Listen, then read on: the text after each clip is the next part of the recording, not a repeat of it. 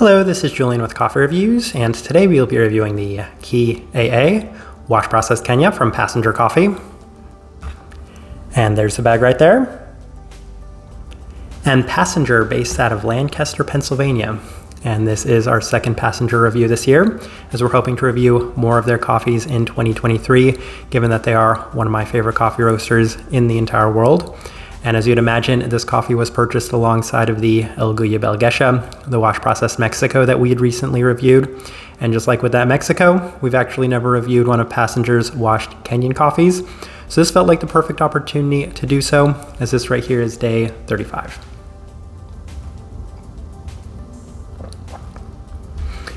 And recipe we went with for this coffee is Passenger's recipe, which is a 15.625 to 1 water to coffee ratio, brewed at 210 degrees Fahrenheit. And I also like this one best through the Chemex, which will indicate a more medium grind.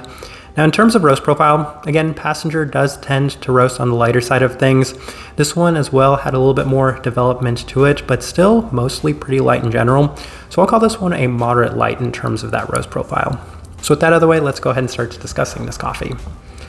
Day 14, first impression, and we did run it through the Chemex, and it did come out quite Kenyan-like in nature, as there was a fair bit of the berry brightness as well as the savoriness at the forefront of the cup. There was a little bit more of a moderate caramel sweetness as the cup did cool down, but it was mostly dominated by the more tart berry components, so it left just an okay first impression. Day 16, ran it through the V60, and I honestly felt like the coffee just needed a little bit more rest, as it continues to come out very Kenyan-like in terms of the brightness as well as the savoriness. Much more of the berry attributes and Kenyan characteristics were felt in this brew method, so it wasn't necessarily trending in the right direction for me, as it came out a little too traditional Kenyan. Day 19, the early struggles continue, as it continues to remain on the more savory side of things, with the brightness really defining the cup. Moderate in terms of the sweetness and a slight smoky earthiness that was present within the cup, so I continued to feel like just some adjustments needed to be made within this coffee. Day 21, ran it through the April dripper, and it actually came out a bit better through this brew method, as it did reduce a fair bit of the savory and smoky aspects while presenting the coffee in a more sweet and bright berry sense. Brightness remained high, but I'm continuing to see improvements in this coffee, as I feel like one thing that was really needed was significantly more rest. Day 23, lowered the temperatures in an attempt to tone down the brightness and savoriness, and it was only moderately successful, as there was a lot less of both of those things and a slight bit more of the sweeter berry attributes and a slightly more candied component to the cup. So I felt like it was just a very incremental improvement, so there was a lot more work that needed to be done with this cup. Day 25, lowered the temperatures, ran it to the V60, and the coffee had actually been the best it had been up to that point, as there was much more of the brightness toned down, and it let the coffee shine a little bit more in terms of the berry sweetness. Much more of those listed dark berries were present in a more candied sense, with the listed peach finally making an appearance. And that's one of the big reasons it was my favorite coffee up to that point, was because I finally experienced a fair bit of the peachiness.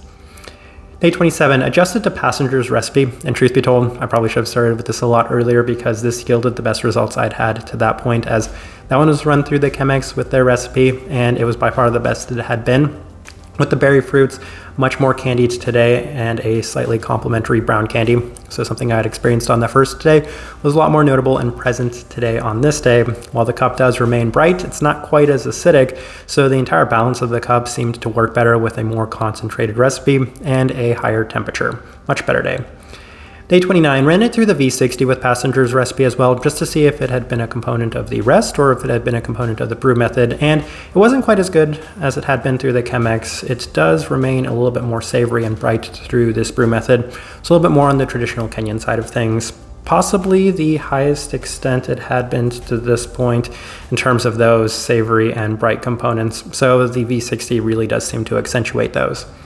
Berry does have plenty of tartness. It's on the more dark side of the candy component, so I actually listed it as a dark grape because it reminded me, dark grape candy, because it reminded me of a darker candy component to it. Brown candy also present, a little bit more berried underneath than it was compared to the Chemex, where it was a lot more pronounced and dominant. So definitely enjoyed this coffee a little bit more through the Chemex for that reason, though I probably should have tried with Passenger's recipe a little sooner in this coffee. Here on day 35, it's significantly better with that Chemex recipe yet again. All right, let's go ahead and put up the tasting wheel so you can see what we're getting.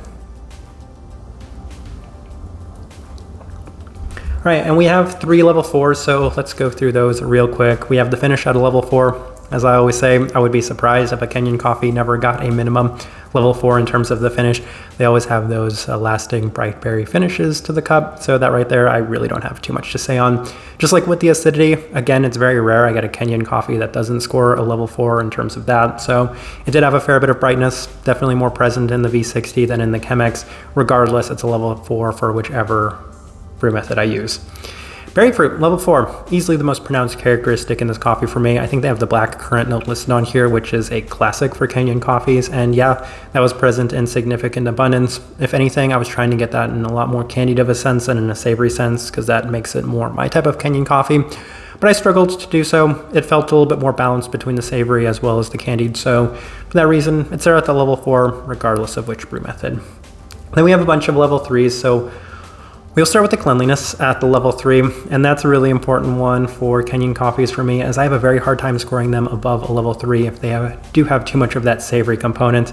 As you can see, the savory is right there at the level 3, so I got plenty of that tomato-like savoriness within this coffee, so for that reason, it maintains itself at that level 3 mark. Not too much to say on that, was really hoping to maybe get a little less of that and a lot more of the candied component. And that's why the sweetness does remain at that level 3. Even when I was able to get this cup at the sweetest it had been, the more candied berry fruits as well as the caramel component, it still remained at best on the slightly higher side of the level 3 mark, but it's by no means one of the overly sweet Kenyans that I really do enjoy. Level 3 for the stone fruit, definitely one of the better factors in this coffee, because when you are able to experience the peachiness, it does complement the rest of the coffee pretty well, and it was my favorite part of this coffee. If I could get a lot more of that, then I feel like I would have liked this coffee even more than I had. Caramel, level 3, a little generous, and that's not necessarily caramel, but a little bit more of that kind of candied component within the coffee. Brown candy was experienced a fair bit, and that was my second favorite part of this coffee. It did contrast the brightness as well as savory components and bright berry components pretty nicely, so that made it definitely one of my more enjoyable parts of this coffee. And body, level 2, I think that's kind of an interesting one. That's probably attributed a little bit more towards the fact that I like this coffee with the Chemex more than the V60. V60 probably still justifies that level 3 mark, but this one had a little bit less body than I think I was expecting, so for that reason I put it there at that level 2 mark. And at the end of that, I don't think that there's too much to say. I feel like this tasting wheel is, for the most part, pretty representative of both brew methods I used throughout the time drinking this coffee. All right, so my overall thoughts and impressions of this coffee. I have 2 actually. So going into this coffee, I'd heard from a lot of people that this coffee was very Ethiopian-like, and I think that kind of skewed how I was perceiving this coffee, because I was fully expecting this coffee to come out very Ethiopian-like. And for me, at no part would I say that this coffee was Ethiopian-like. For the entirety of my time drinking it, it was very Kenyan-like, very traditional Kenyan-like in that sense too, because it really radiated a lot of the more bright berry and acidic components, as well as a fair bit of savoriness without having more of the Ethiopian-like characteristics, which I was thinking more of the fresh fruit, or even a little bit more of the florality, neither of which I found in significant abundance within this coffee. So I think, given that I had expectations of this coffee being a little bit more Ethiopian-like, and it turned out more Kenyan-like, that impacted my overall feelings about this coffee. But with that being said, I still feel like in terms of traditional Kenyans, this is one I enjoyed slightly more, mostly because it also had some nice complexity to it, mostly thinking of that peachy component as well as the brown candy component. 2 things I really like in coffee. I just wish I could have ramped up this sweetness and toned down the savoriness a little bit more. Type of person I would suggest this coffee to.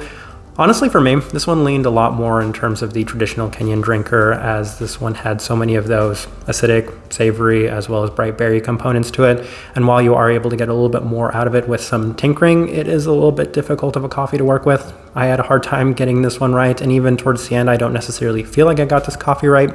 I still feel like it could have done with a little bit more rest as I'm continuing to see this coffee improve. It seems to be the case with Passengers coffees, as by the end, I feel like they're still improving and continuing to be their best. So this is another example of that, but even for me, it just continued to remain one of the more traditional Kenyan-like coffees, even if it was one of the better traditional Kenyan coffees. I think for the most part, I'll leave this review at that. If you've by chance had an opportunity to try this coffee, would love to know your thoughts and impressions of it as well. If you're enjoying the content, give this video a like, subscribe if you're not already subscribed. This right here has been a review of the Key AA Wash Process Kenya from Passenger Coffee. Thank you for watching.